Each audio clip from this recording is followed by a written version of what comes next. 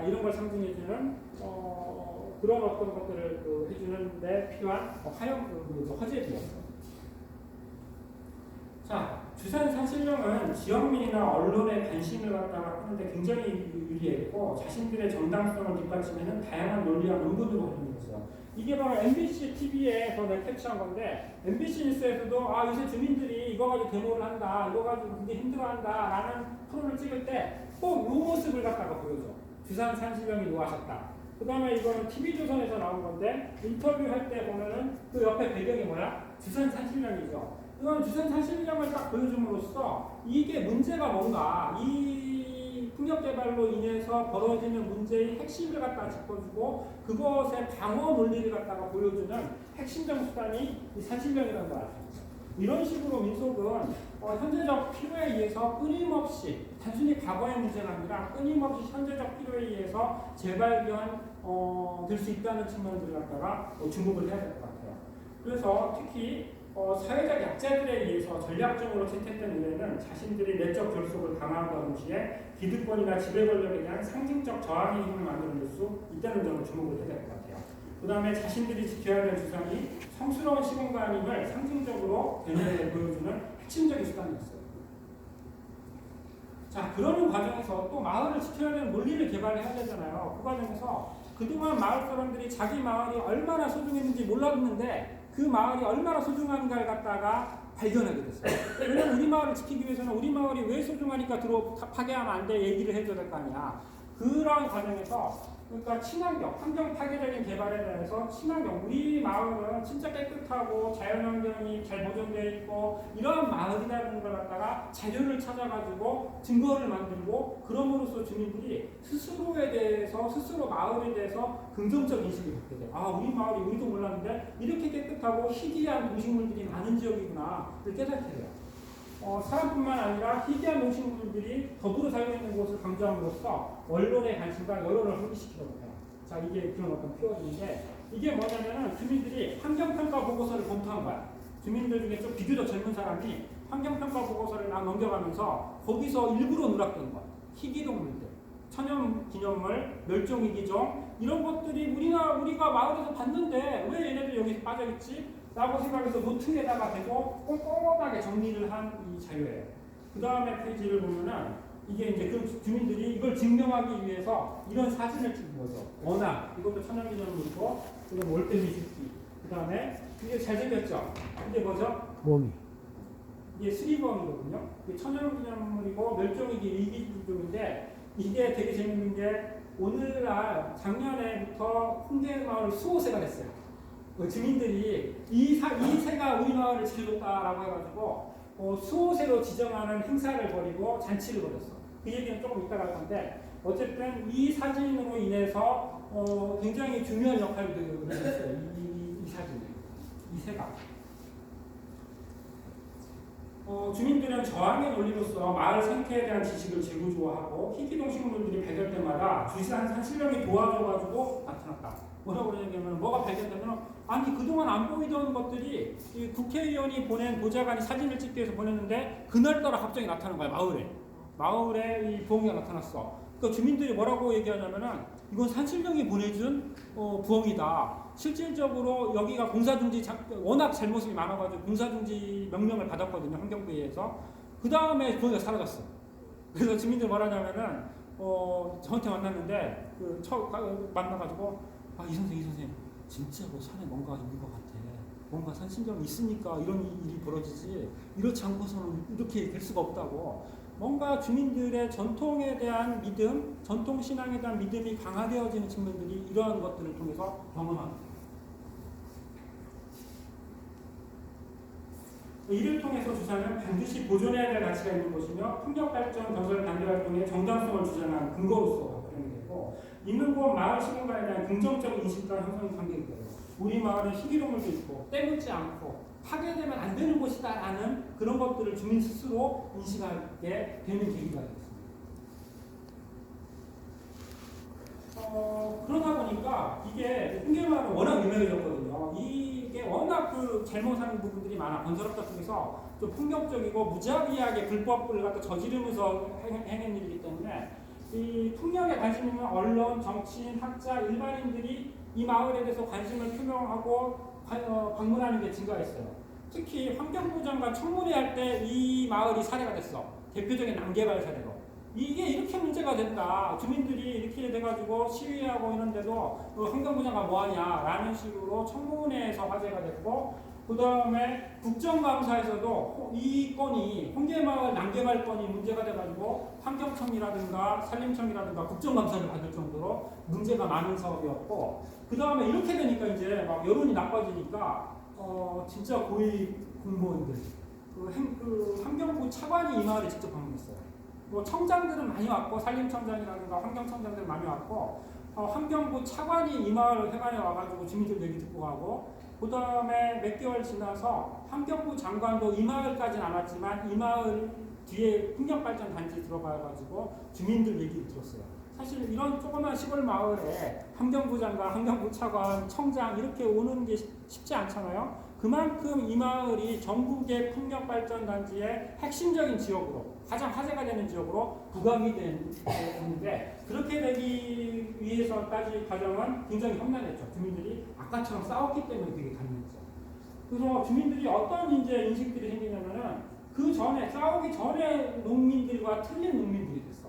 어떤 얘기를 하냐면은, 우리가 산을에 살면서 이산화탄소 지키고 나중에 우리가 역사의 죄인이 될 수 있다. 나간 애들한테도 남사스럽고, 전국적으로 우리가 풍력이 제일 중심이 되어 있어요. 그리고 우리로 인해서 대한민국 풍력 정책이 바뀔 수가 있어요.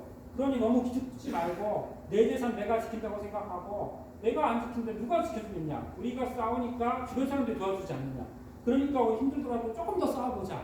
이런 어떤 인식들, 얘기들을 해요. 이거는 이 풍력발전 이전의 어떤 사고방식들과 좀 다른 모습들이거든요.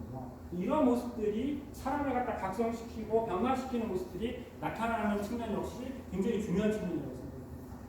그런 게 뭐냐면은, 예전에는 국가, 그 다음에 권력, 대기업 굉장히 무서워하고 위축됐거든요. 그들 앞에서. 그런데 이런 싸움을 함으로써 과연 정당한 삶, 옳은 삶이 무엇인가를 갖다 주민들 스스로 생각을 하거든요.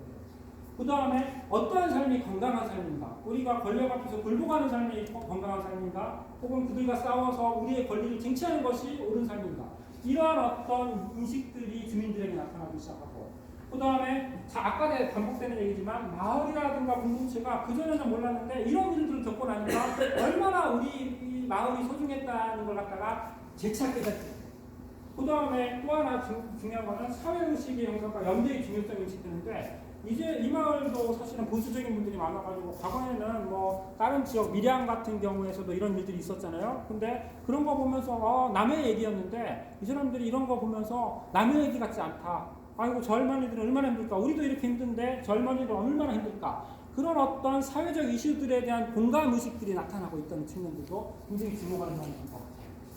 그리고 또 아까 전에 말했다시피 홍계마을이 국정감사 주제가 됐고, 그 다음에 장관 청문회의 주제가 됐고, 그 다음에 장차관이 막 홍계마을로 내려오고, 이러다 보니까 이 마을 사람들이 뭔가 커졌어. 성장을 했어. 그러니까 이거는 홍계마을뿐만의 문제가 아니라 우리가 잘 살라고 하는 문제뿐만이 아니라 사실은 우리가 잘해야지 무분별한 한국 사회 풍력 개발을 막는다. 이런 인식들을 주민들이 하게 됐어요.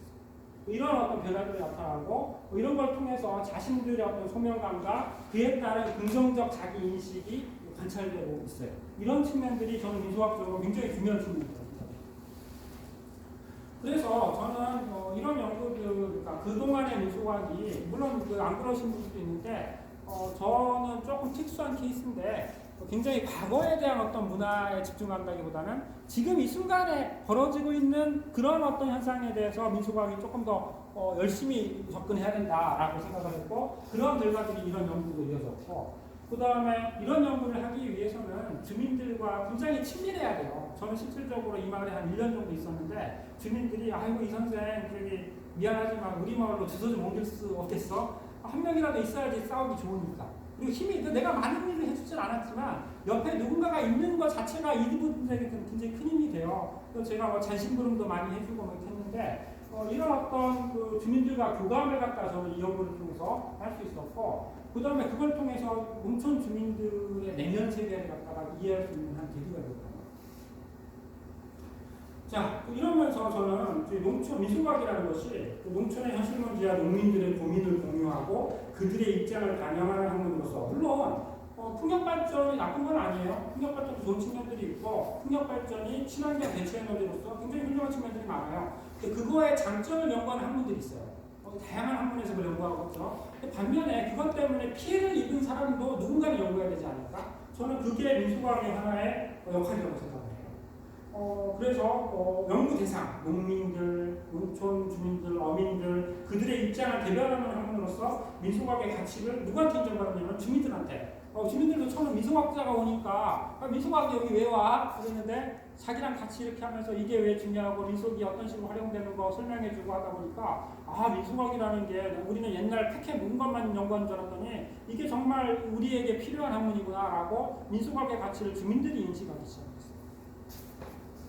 그러면서 민속학이 현대 농촌 사회에서 어떤 식으로 활용될 수 있을 것인가 그런 가능성을 확인하게 된 계기도 됐습니다.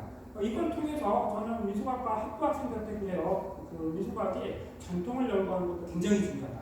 하지만 현재나 미래를 아우르는 어떤 우리 한국 사회의 모순과 뭔가 잘못된 것들을 바로잡는데 민속학도 목소리를 내는 그런 학문으로서 해야 되지 않을까? 그 다음에 민속이나 전통은 농민들이 아까도 봤듯이 자긍심을 높이고 현재적 삶의 정당성을 주장하는 핵심적인 문화기제. 농민들이 싸우면서 힙합 부르면서 싸울 수 없거든요. 재밌는 거 하나 말씀드릴까요? 이분들이 한 1년, 2년 정도 싸우다 보니까 집회 현장에 많이 나갔어요. 근데 그 민중가요라고 여러분들 아시죠? 그러니까 예를 들어 임을 위한 행진곡이라든가 농민가 이런 거 부르면은 할머니, 할아버지들 1년, 2년 동안 배워도 못 따라해. 그런 노래를 갖다.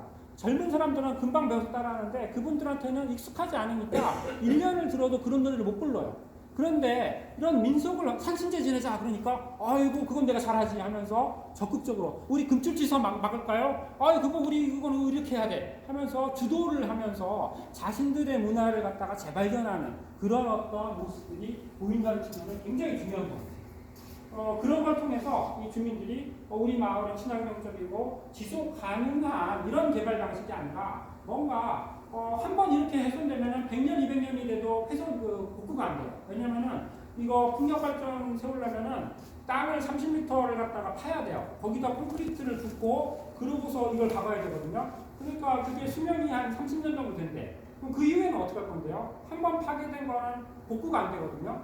그러니까 이런 거에 대한 문제점들을 지적하고 물론 풍력이 세우는 게 나쁜 건 아니다 하지만 적어도 주민들과 합의 그 다음에 투명한 절차를 거쳐서 그 다음에 정말 여기가 세워도 될 곳인가 안 될 곳인가를 구분해가지고 그런 어떤 제도를 만들어가지고 풍력을 세워야 된다 이런 식의 결론을 갖다 주민들이 내게 됐어요. 그래서 저도 이런 것들을 통해서 농촌 주민들에게 지금도 알고 배우고 있는 중입니다. 그래서 저는 오늘 기존의 민속학이랑 조금 구분되게 현대 사회에서 민속학이 이런 것들을 연구하고 이런 어떤 역할들을 하고 있다 이걸 갖다가 강의를 했습니다. 예, 저 이상으로 마치겠습니다. 예. 시간이 좀 남았어요.